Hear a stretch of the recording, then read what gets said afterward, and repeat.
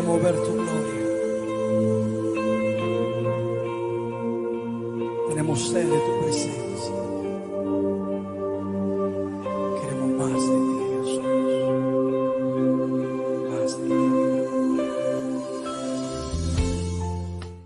Dios les bendiga a todos los hermanos y amigos que estamos conectados cada 8 días a nuestro gran programa que Dios nos ha permitido transmitir por nuestro canal. La palabra del Señor dice en el Salmo capítulo 91, el que habita al abrigo del Altísimo morará bajo la sombra del Omnipotente. Diré yo a Jehová, esperanza mía y castillo mío, mi Dios, en quien confiaré. Es una promesa grande de parte de nuestro Dios para cada uno de nosotros, para todos aquellos que moramos bajo la sombra del Omnipotente. Es la invitación para cada uno de nosotros para que estemos bajo el abrigo del Altísimo. Vamos a escuchar una preciosa alabanza donde se honre, se glorifique el nombre de nuestro Dios. Si tratara de contar tus bendiciones, mi Dios, sé que el número sería muy grande para mí. Y si de alguna manera las pudiera contar, pasaría 1.000.000 de años aquí.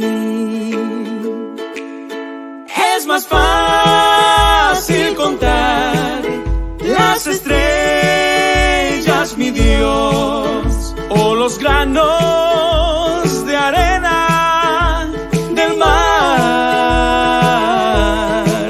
O cada gota de lluvia, poderlas juntar. que contar tus bendiciones en mí. Yo no puedo explicar tu grandeza, mi Dios. Que se expresa en tu amor para mí. Cuando te necesito, ahí estás, mi Dios, derramando bendiciones en mí. Es más fácil contar las estrellas, mi Dios, o los granos de arena del mar,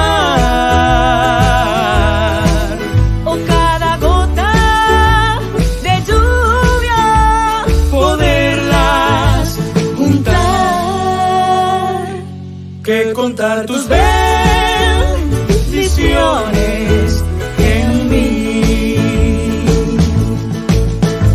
Es más fácil contar las estrellas, mi Dios, o los granos de arena del mar, o cada gota de lluvia, poderlas Juntar. que contar tus bendiciones en mí, que contar tus bendiciones en mí.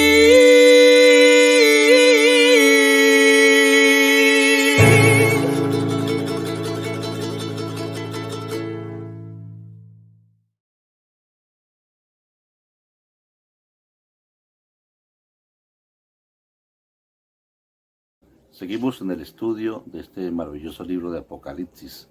Estamos en el capítulo 1, el versículo 10, cuando Juan dice, y oí detrás de mí una voz como de trompeta, que dijo, yo soy el alfa y el omega, el principio y el fin. Lo que el Señor estaba mostrándole a Juan con esa voz de trompeta era que Él es el primero, pero que Él también es el último, que fuera de Él no hay otro Dios. Así que preparémonos pues para escuchar esta poderosa palabra del Señor, que cada día el Señor nos va edificando para que tengamos un conocimiento amplio de su Escritura. Así que estemos listos para escuchar el mensaje de hoy.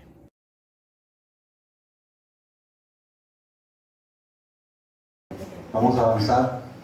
Estamos en este importante estudio enseñando acerca del libro de Apocalipsis. Capítulo 1, vamos a leer versículo 9, perdón. Una visión del Hijo del Hombre tiene como título. Apocalipsis 1:9. Amén. Yo, Juan, vuestro hermano, y copartícipe vuestro en la tribulación, en el reino y en la paciencia de Jesucristo, estaba en la isla llamada Patmos por causa de la palabra de Dios y el testimonio de Jesucristo. Dice el versículo 10: yo estaba en el Espíritu en el día del Señor y oí detrás de mí una gran voz como de trompeta.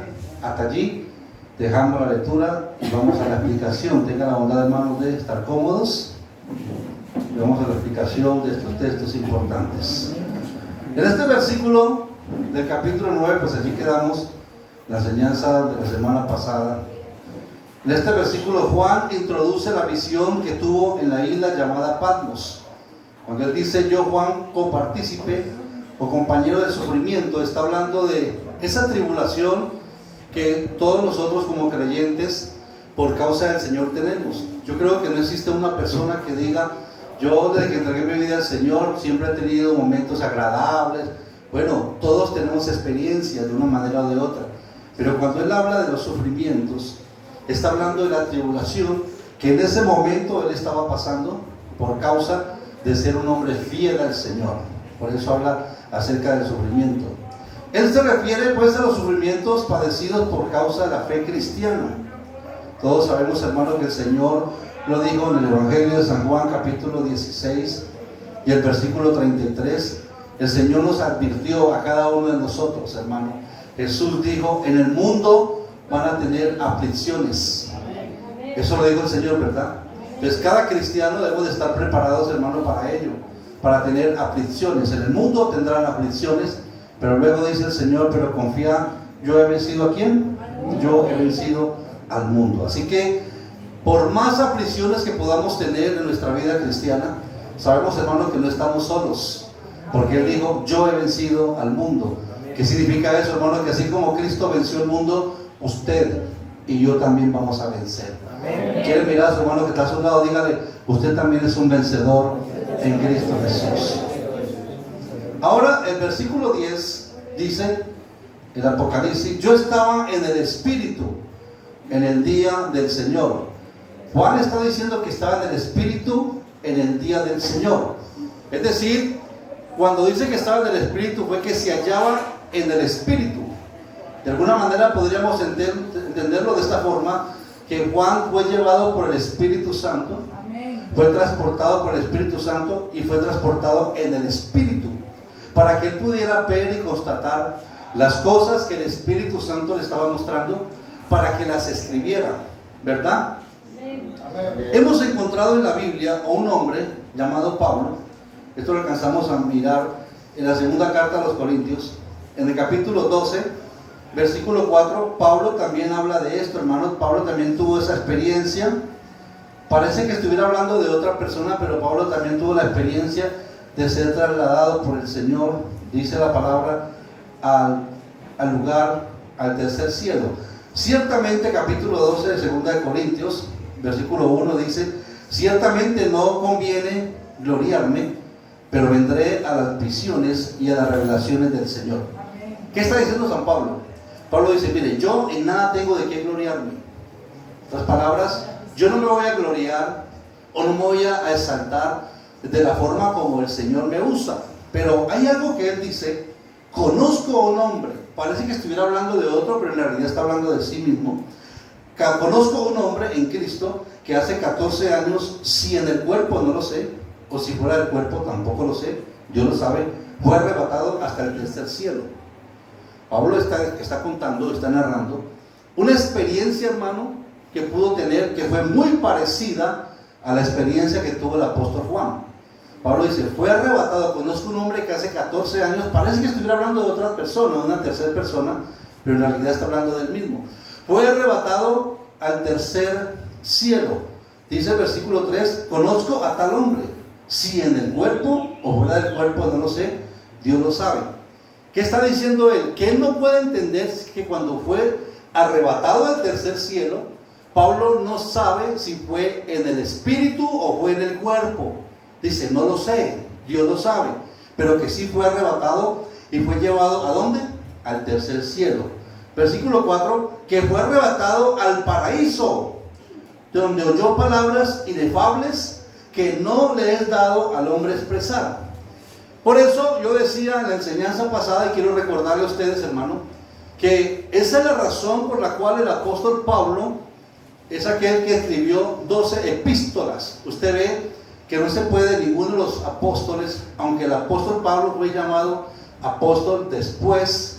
Pablo no tuvo la experiencia de compartir físicamente, de alguna manera decirlo literalmente, con el Señor. No obstante, fue llamado apóstol después, pero tuvo una revelación directa dada por el Espíritu Santo. Amén. Entonces, mirándolo desde esta forma del contexto, podemos encontrar que entonces Juan fue llevado por el Espíritu, y la Biblia dice, fue llevado por el Espíritu, amén, para que recibiera la revelación que el Señor le iba a dar. Esto de que estaban, está indicando, hermano, un pasado. Cuando dice, yo estaba en el Espíritu, está indicando un pasado, porque en este momento él ahora está escribiendo y está en Éfeso. Luego dice, o añade, estaba en el Espíritu, dice, en el día del Señor. Muchas personas piensan que cuando el apóstol Juan está hablando del día del Señor, inmediatamente cuando oímos hablar del día del Señor, nos proyectamos al día sábado, ¿verdad? Al día sabático. Pero en realidad, hermano, aquí está haciendo referencia al día domingo. Usted dirá, ¿por qué? Vamos a mirar por qué se dice el día domingo. Porque en Mateo capítulo 28, yo quiero que usted mire este versículo, hermano, de Mateo capítulo 28, el versículo 1, dice la palabra de nuestro Dios. Pasado el día de reposo, está hablando de la resurrección de nuestro Salvador. Pasado el día de reposo, al amanecer del primer día de la semana. Escuche, ya había pasado el día de reposo. ¿Y cuál es el día de reposo? El día sábado. Entonces dice, pasado el día de reposo, al amanecer del día de la semana, del primer día de la semana, vinieron María Magdalena y la otra María al ver al sepulcro. Vinieron María Magdalena y la otra María a ver el sepulcro. ¿Cuándo vinieron? El día domingo. Entonces aquí, en este texto, el día domingo se denomina como el primer día de la semana. Entonces, por eso dice el día del Señor. Aquí equivale al día domingo, que es en razón a Mateo capítulo 28, versículo 1. Ahora miremos el versículo 10, volvamos a Apocalipsis, por favor. Sigamos. Yo estaba en el Espíritu, dice el apóstol Juan. Estaba en el Espíritu en el día del Señor. Ya sabemos que era el día, ¿qué? Domingo.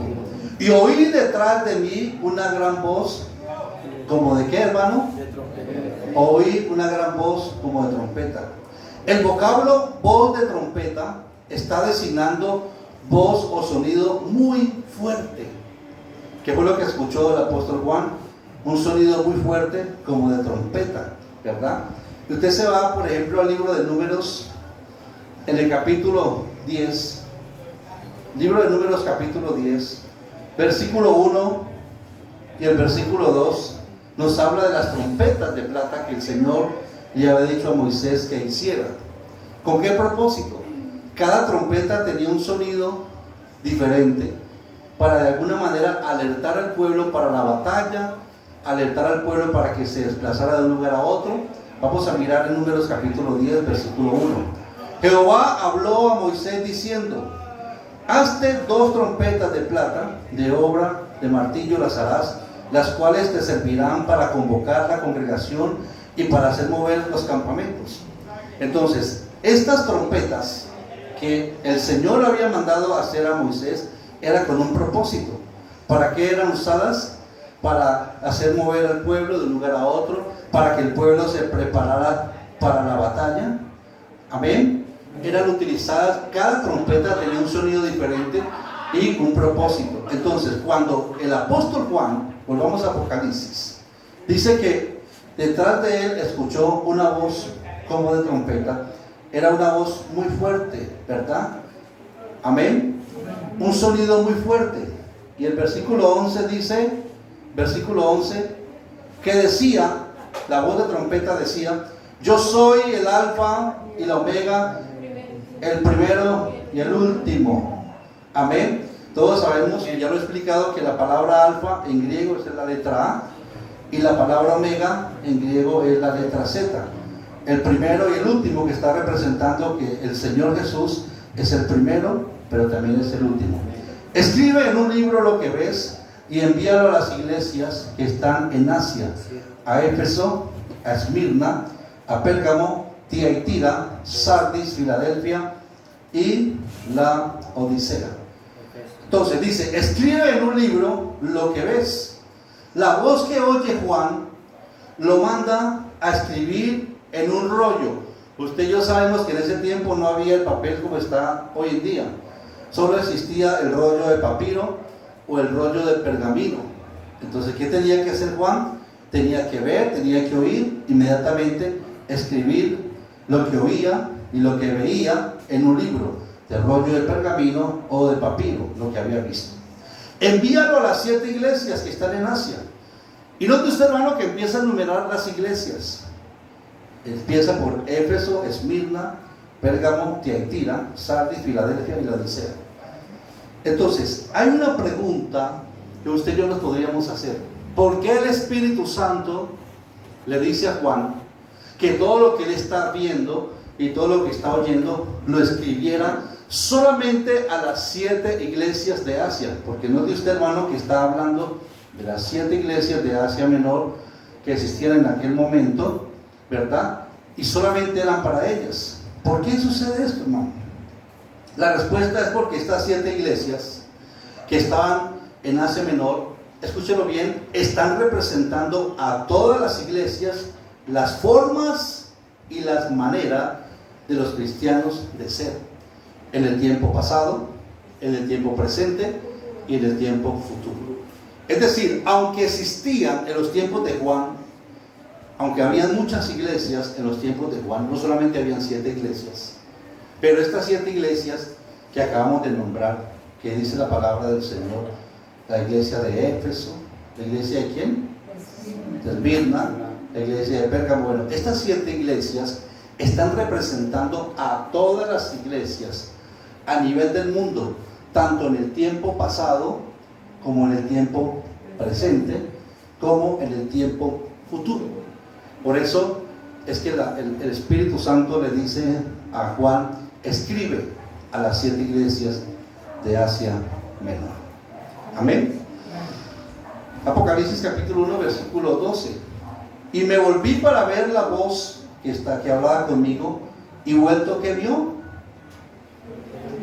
¿Qué vio? 7 candeleros de oro.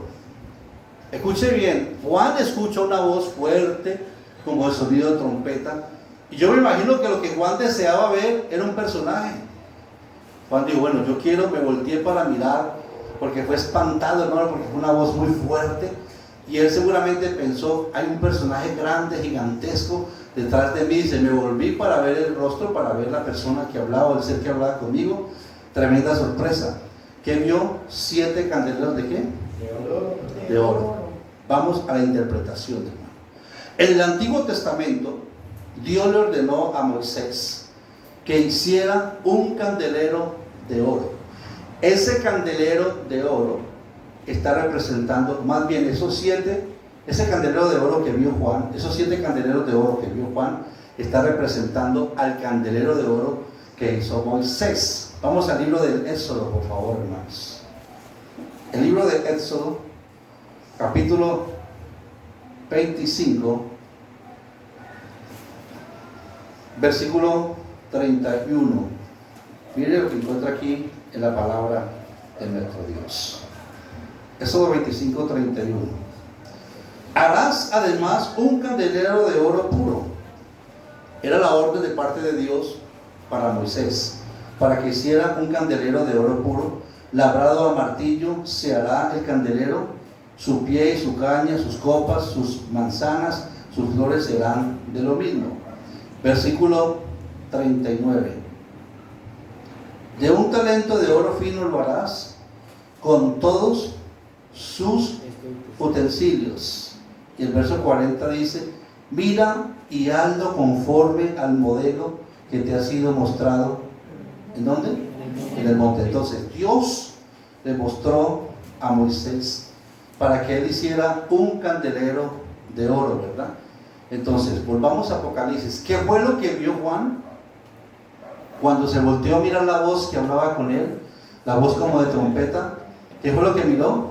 7 candeleros de oro. Entonces, hermano, mire, este candelero que hizo Moisés tiene relación con los 7 candeleros que vio Juan en la visión. Algo importante que usted debe saber: el oro, ¿por qué el candelero fue hecho de oro puro? Porque el oro es símbolo de pureza, de santidad, por lo cual el oro es llamado el rey de los metales. Entonces Dios le dijo a Moisés: usted va a hacer un candelero de oro puro. Cuando Juan se volteó para ver la voz que estaba hablando con él, voz de trompeta, sorpresa, porque vio 7 candeleros de oro. Las 7 iglesias o comunidades cristianas son comparadas aquí con los 7 candeleros de oro. ¿Me va entendiendo? Entonces, ¿por qué Juan cuando se voltea ve 7 candeleros de oro? Porque cada candelero está representando cada iglesia de Asia Menor. Amén. A ver si me entendió. Las 7 iglesias o 7 comunidades cristianas son comparadas aquí a los 7 candeleros de oro. Pero cuando usted escucha hablar de esos candeleros, está hablando de cada iglesia. Recuerda, hermano, que el libro de Apocalipsis, lo dije a la introducción del tema, está lleno de simbologías. Amén. Entonces, cada candelero, ¿qué representa? Cada iglesia. ¿Por qué Juan vio 7 candeleros? Cuando se volvió a mirar la voz, ¿qué encontró? 7 candeleros que representan las 7 iglesias de Asia Menor. Pero aquí hay algo importante que usted y yo debemos de saber, hermano, y es que los candeleros tienen unas características o tienen unas cualidades que debe tener cada candelero. Número 1, para que lo apunte, hermano: el candelero no tiene luz propia. Cuando Dios le dijo a Moisés que hiciera un candelero de oro, no lo hizo con luz propia. ¿Qué sucede, hermano? Al candelero había que colocarle luz. Amén. Por lo tanto, tiene que recibir la luz de una fuente. ¿Cuál cree usted que es esa fuente la cual da o posee la luz en nuestra vida espiritual? Cristo Jesús. Amén. Por lo tanto, hermano, de igual forma, todo cristiano no tiene luz propia. Usted no alumbra porque usted es muy bueno, o porque sea muy bueno, sea muy carismático. Usted puede ser muy buena persona, pero si no tiene la luz del mundo, que es Cristo, está en tinieblas. Amén. Entonces, recuerden las características del candelero. Número 1, no tenía luz propia. Entonces, como cada candelero representa cada comunidad cristiana o representa cada iglesia de Asia Menor, entonces cada candelero no tiene luz propia. Había que colocarle luz. De igual forma, todo cristiano no tiene luz propia, necesita recibir la luz de Cristo. ¿Qué dijo Jesucristo en San Juan capítulo 8, versículo 12? Jesús le dijo a los discípulos de él: yo soy la luz del mundo. ¿Qué dice el Señor? Yo soy la luz del mundo. El que me sigue no andará en tinieblas, sino que tendrá ¿qué? La luz de la vida. Entonces, hermano, por eso no saque tanto pecho porque usted sea muy bueno. Usted es bueno porque Dios lo hizo bueno. Y usted ve que hay gente que camina, hermano, en las uñas: yo soy tan bueno, yo soy tan justo. Hermano, usted y yo no somos buenos ni justos. Él nos hizo buenos. porque no teníamos luz propia. Él nos dio su luz. En Él estaba la vida, y la vida era la luz de los hombres. Fuerte ese aplauso porque fue el Señor. Otra de las características o virtudes que tenía cada candelero, hermano, es que el candelero está puesto ¿para qué? Para alumbrar. Amén. El mismo Jesús dijo, mire, usted si tiene una lámpara en su casa, usted no la esconde, no la coloca debajo de un albur, no la coloca debajo de un armario, sino que la coloca arriba, para que alumbre a todos los que están en casa, ¿verdad?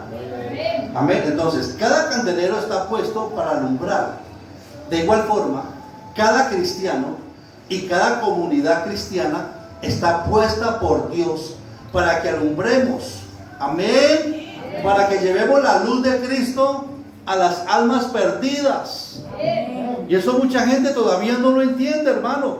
Hay mucha gente que pasa tiempos en la iglesia, 5 años, 10 años, 20 años, no se gana un alma para Cristo. ¿Por qué? Porque todavía viven tinieblas. No está alumbrando. No está alumbrando la gente que está alrededor de él por su mal testimonio, por sus malos hábitos, por su forma de vida, por su estilo de vida. Recuerda, hermano, que usted es un candelero como iglesia, como comunidad cristiana. Y usted tiene que proyectar la luz de Cristo. Todos dicen amén, pero así es. Todos debemos de proyectar, ¿qué, hermano? La luz de Cristo. Mateo capítulo 28, el versículo 19. Jesús dijo a sus discípulos, ya había resucitado, y el Señor habla con sus discípulos, Mateo 28, 19. ¿Qué dijo? Dijo a sus discípulos, por tanto, id y haced discípulos, ¿a dónde? A todas las naciones. El cristiano que piensa que solamente el Evangelio de Cristo fue revelado para salvarse solo, está equivocado. Porque hay un propósito por el cual Dios te salvó. Iglesia, hay un propósito por el cual Dios te salvó. Hay un propósito. ¿Y cuál es el propósito, hermano? De llevar la luz a las almas perdidas. Ir y hacer discípulos. Tenemos que recordar, hermano, que el discípulo no nace. El discípulo se hace. ¿Cómo se hace el discípulo? A través de la predicación de la palabra, a través de la enseñanza de la palabra del Señor. Amén. El versículo 20 de Mateo 28 dice, enseñándoles a quienes, a sus discípulos, después de que se los gane, amén, después de que haga discípulos, dice, enseñándoles que guarden todas las cosas que os he mandado. Entonces, hermano, le repito, dentro de las características que tiene cada candelero, ¿cuál es? ¿Ha sido para qué? Para que alumbre. Ahora yo le hago una pregunta a ustedes, hermano, y no me la vaya a responder. ¿Usted cree que es un candelero en su casa? ¿Usted cree que es un candelero en su cuadra? ¿En su barrio? La gente que lo rodea sabe que usted es cristiano porque usted alumbra la luz de Cristo, porque usted da a conocer con su vida, con su testimonio que es cristiano. Mucho silencio, pero Dios sabe todas las cosas. Recuerda, hermano, que en San Marcos capítulo 16 y el versículo 15 y 16, la comisión que el Señor dio a la iglesia no solamente está en Mateo 28, 19, sino Marcos 16, 15. Y les dijo, eso es para mí, ir por todo el mundo y predicar el evangelio. ¿A quién? Si tú eres un candelero, tienes que estar alumbrando. Y para alumbrar tienes que ir a predicar el evangelio a toda criatura. Amén. ¿Qué sigue diciendo esto? Sigue diciendo el versículo, el que creyere y fuera bautizado será salvo, mas el que no creyere será ¿qué?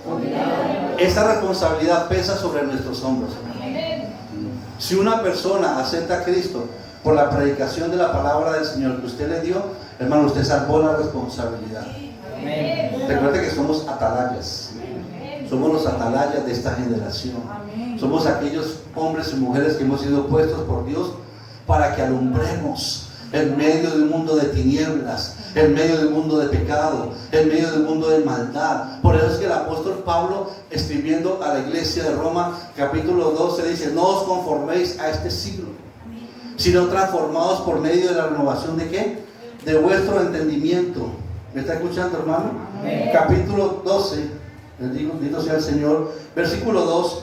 No os conforméis a este siglo, hablando de este mundo, sino transformados por medio de la renovación de vuestro entendimiento, para que comprobéis cuál sea la buena voluntad de Dios, agradable y perfecta. El cristiano que no habla de Cristo, que no alumbra la luz de Cristo, se ha conformado a vivir en este mundo lleno de pecado. ¿Sabe por qué les llama la atención esto, hermano, a nosotros? Porque viene a mi mente un hombre llamado Lot. Yo me he preguntado 1000 veces, ¿por qué cuando los ángeles vinieron a darle la revelación de lo que el Señor iba a hacer con Sodoma y Gomorra, por qué Lot habla de estos hombres viviendo en pecado? Los llama hermanos. ¿No será que de alguna manera se había conformado a vivir en el mundo que vive? El cristiano, hermano, el hombre de Dios, la mujer de Dios, nunca se puede conformar a vivir en medio de un mundo de pecado. Hemos sido puestos por Dios para que alumbremos. Pero hay otra tercera característica, hermano, que tienen los candeleros o candelabros. Amén. Hay otra tercera característica. ¿Cuál cree usted, hermano? Otra tercera característica de los candeleros, que cada candelero es una iglesia. Dios nos ha puesto, cada candelero tenía una mecha o un pábilo. Cada candelero tenía una mecha o un pábilo. ¿Para qué? Para ser encendido. Amén. Ese pábilo tenía que estar encendido. Amén. Cada cristiano, cada hombre de Dios debe tener esa mecha encendida. El apóstol San Pablo, escribiendo a su hijo Timoteo en su segunda carta, segunda Timoteo capítulo 1 versículo 6, que dice la palabra de nuestro Dios: por lo cual te aconsejo que avives. Mira a su hermano que está a su lado, dígale: te aconsejo que avives el fuego del don de Dios que está en ti. Te aconsejo que avives el fuego del don de Dios que está en ti. Cada candelero tenía una mecha o un pábilo, hermano, que tenía que estar encendido. Amén. Y esa mecha ardía con el aceite, hermano, que se le colocaba dentro del candelero. Quiero decirle que cada uno de nosotros, Dios nos ha puesto de ese aceite. Amén. Aleluya. Dios nos ha puesto de ese aceite, que es el poder del Espíritu Santo. Amén. El Espíritu Santo, hermano, nos enseña a arder en medio de un mundo de pecado. Hermano, la iglesia está alumbrando, la iglesia está resplandeciendo en medio del mundo de tinieblas, en medio del mundo del pecado. Pero ¿sabe por qué? Porque tenemos el aceite, la unción del Espíritu Santo. Sí, amén. Por eso es tan importante, hermano, que nosotros no dejemos apagar ese aceite del Espíritu Santo, que no lo contristemos. El apóstol Pablo, escribiendo a la iglesia de Éfeso, capítulo 4, versículo 30: y no contristéis al Espíritu Santo de Dios, con el cual fuiste sellados para el día de ¿qué? ¿Para el día de qué? De la redención. Entonces es importante que nosotros no contristemos al Espíritu Santo de Dios, porque el Espíritu Santo de Dios fue dado por el Señor, amén, para ese día de la redención. Amén. Volvamos a Apocalipsis capítulo 1 y el versículo 13. ¿Qué dice la Escritura? Mire que estamos avanzando, ¿verdad? Amén. Y en medio de los 7 candeleros, aleluya, a uno semejante. ¿A cuántos vio Juan? A uno. Hay mucha gente que los persigue por ser iglesias monoteístas. Amén. Nosotros somos monoteístas. Amén. Creemos en un solo Dios. Aleluya. Y en medio de los 7 candeleros, a uno semejante al Hijo del Hombre, vestido de una ropa que llegaba hasta los pies y ceñido por el pecho con un cinto de ¿qué, hermano? De oro. Con un cinto de oro. En medio de los 7 candeleros, a uno semejante al Hijo del Hombre. Relaciona esta escritura: ¿a quién se le llamó Hijo de Hombre? a Jesús. Marcos capítulo 8, el versículo 31. Entonces, ¿a quién vio Juan? ¿A quién vio Juan? Semejante a uno, semejante al Hijo del Hombre. ¿A quién se le llamó? Marcos capítulo 8, versículo 31. Y comenzó a enseñarles que le era necesario al Hijo del Hombre, hablando de él mismo, padecer mucho y ser desechado por los ancianos, por los principales sacerdotes y por los escribas, y ser muerto y resucitar después a los 3 días. Amén. Amén. Entonces, Jesucristo se llamó en su vida ministerial, en su vida pública, ¿cómo se llamó a él mismo? ¿Hijo de qué? Hijo del hombre. Entonces, cuando Juan volteó a mirar, vio 7 candeleros, pero también dice que en medio de los 7 candeleros vio a uno semejante. ¿Por qué dice Juan semejante? Porque ya conocía quién era el Hijo del Hombre. Amén. ¿No es que Juan conoció a Jesús? Amén. Amén. Pero es que dice, yo vi a uno semejante, se me pareció semejante. Pero ¿dónde estaba? En medio de los 7 candeleros. ¿Sabe qué significa eso, hermano? Que el Rey de Reyes anda en medio de esos 7 candeleros. El Rey de Reyes anda en medio de la iglesia, anda en medio de su pueblo, porque cada candelero está representando a cada cristiano, a cada comunidad cristiana, y él se manifiesta en medio de su pueblo. Aleluya, gloria al Señor. Entonces sabemos que lo que vio Juan fue a uno semejante al Hijo del Hombre. El solo hecho de que Jesús, hermano, escúcheme bien, el solo hecho de que Jesús y solo Él aparezca en medio de los 7 candeleros de oro, nos habla de que hay un solo Dios. Amén. Porque la Biblia dice, porque hay un solo Dios y un solo mediador entre Dios y los hombres. ¿Cómo se llama? ¿Jesucristo qué? ¿Jesucristo qué? Hombre. Según 1 Timoteo capítulo 2, versículo 5, dice la palabra del Señor. Cuando Juan vio a uno semejante al Hijo del Hombre en medio de los 7 candeleros, él vio a uno solo, sabiendo, diciéndonos que hay un solo Dios. Porque hay un solo Dios y un solo mediador. La iglesia no necesita mediadores. El único mediador se llama Jesucristo. Entre Dios y los hombres, ¿Jesucristo qué? Hombre. Entonces se manifiesta como mediador. Esto nos está enseñando que la iglesia no necesita otro intermediario. La iglesia no necesita sacerdotes, ni obispos, ni papas. No, Señor. Porque el único mediador entre Dios y los hombres es Jesucristo. Dígalo conmigo, Jesucristo hombre. Entonces, ¿quiénes somos los pastores? Es que hay algunos pastores que toman el título, yo vengo representando al Señor. Nosotros no somos representantes. Mire, los pastores y ancianos de la iglesia somos representantes de Dios. No somos representantes de Dios. Escúcheme bien. Repito, los pastores y ancianos de la iglesia no somos representantes de Dios, sino ministros de Dios. Aleluya.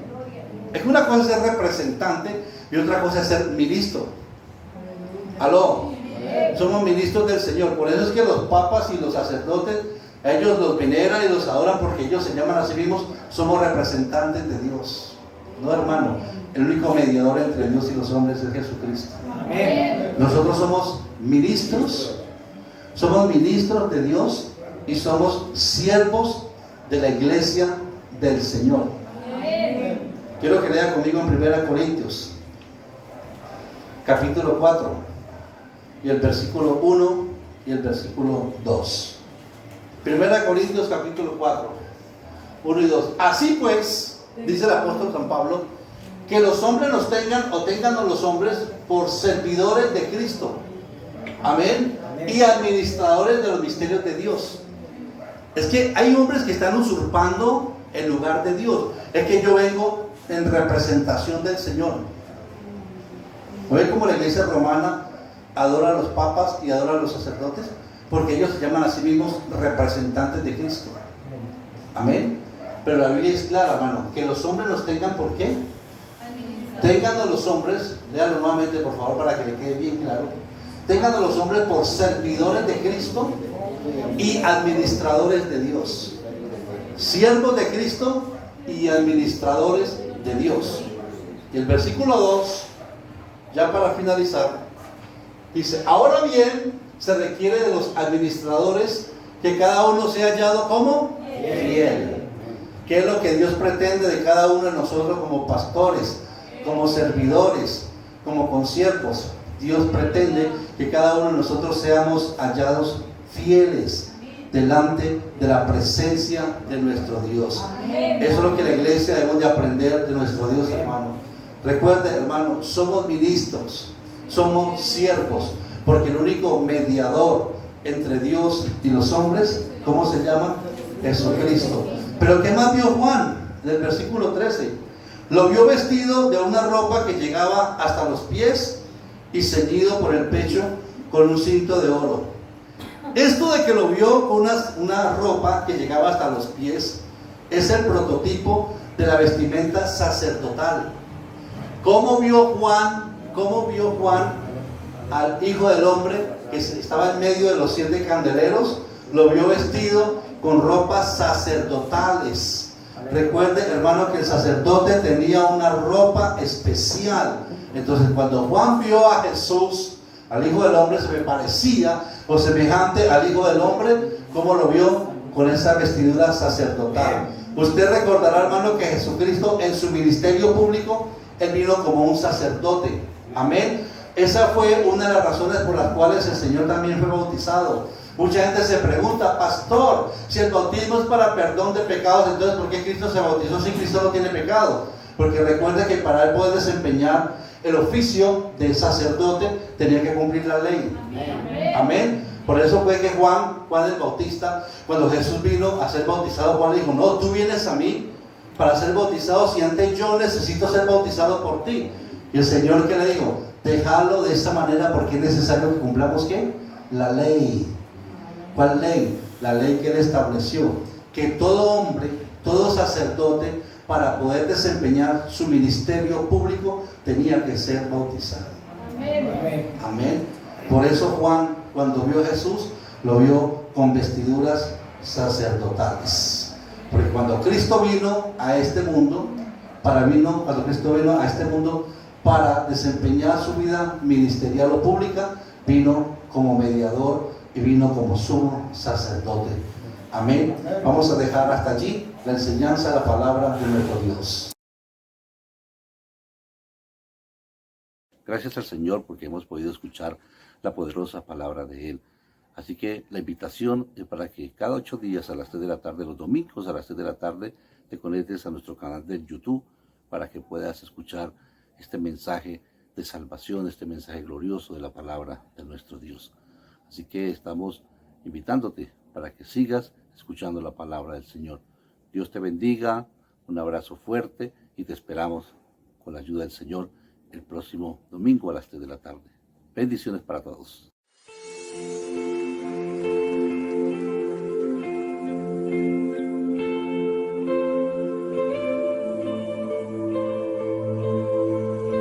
Señor, queremos ver tu gloria. Tenemos sed de tu presencia.